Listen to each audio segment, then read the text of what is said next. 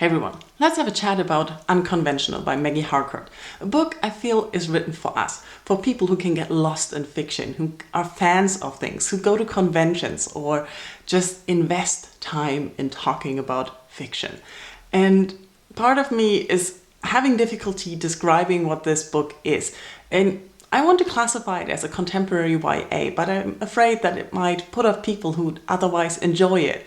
I also am reluctant to call it a coming-of-age story, despite it being about a 17-year-old girl growing up. And I also am more reluctant than anything to call it a first love story. But it's also that. So what is it? The story is told by Lexi, the 17-year-old daughter of Max Angelo, who's organizing conventions, especially fan conventions. And she's helping him a lot. It's her world, it's where her friends are, it's where she feels at home. And then all of the things that happen are set either between the conventions or at the conventions. And we get to know her, we get to know her friends, and we learn a lot about this world. And to anyone who's ever been at a convention or who's ever organized, been part of an organizational team of a convention, you will love this. It's just how it feels. Like this being part of something and having the others outside not understand it.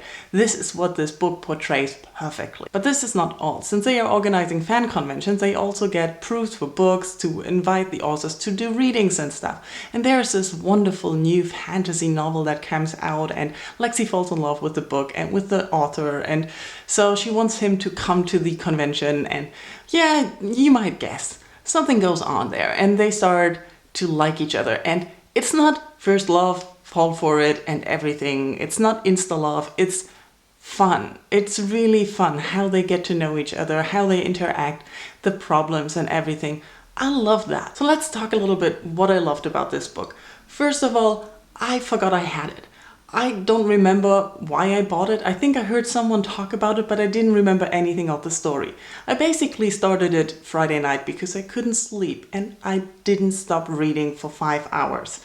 I literally couldn't. It was so good. The writing just drew me in. The pacing is perfect. The wording is just beautiful, and you just get into the head of the things and in the feel of the things, and the people, they seem so real, and you just know people like this. You just have friends like this, and I loved it. I also loved how the characters are not overly stereotyped, or how not too much attention is put on describing certain details. I think the character that is most described is the male love interest with his hair and his eyes.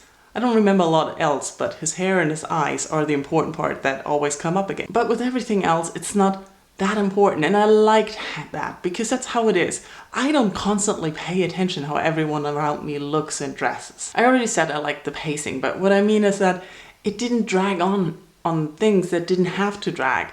But at some points when I was thinking like, oh, this is just too much description or too much in her head. Why is she thinking so much? And then I thought, no, this is what it is. She's just a fellow overthinker. And I felt a bond between the narrator and me. And it was so much fun to read and to follow her and see her problems. The book also deals with the problem that they are different people. Like you're one person with one group, and to the outside you're another person. And how to get to know people and trust them. That is a big theme in this book. And it is an important one, especially nowadays where we have online personalities and private personalities and then school personalities, and you know what I'm talking about. I don't know if I just liked this book so much because it was a fast plot-driven book that really drew me into a world where I had flashbacks to the time where I was working with conventions. Not fan conventions, sports conventions, but it is the same thing.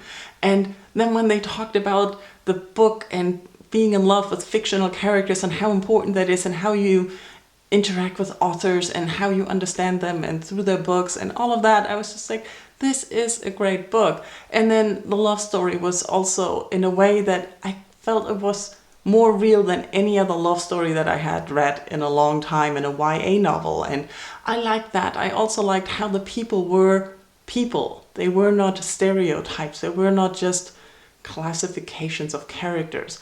I liked how problems were real problems. I liked how the things that were in her mind are real things where you can be like, that's what you think about when you're 17. You just don't know who you are and where you want to go, and it's important decisions that you have to make, and how you're caught out on hiding behind the thing that you love to prevent being heard. And all of that was just so perfect. That's why I just don't want to call it a simple contemporary YA, because I think a lot of people who hear the word YA don't want to read it, who could really love this book. So I've been rambling on for long enough. Let me know if you have heard of this book. If you love anything about books and conventions, just pick up this book. It's wonderful, and let's talk about this. Thank you for watching. Bye bye.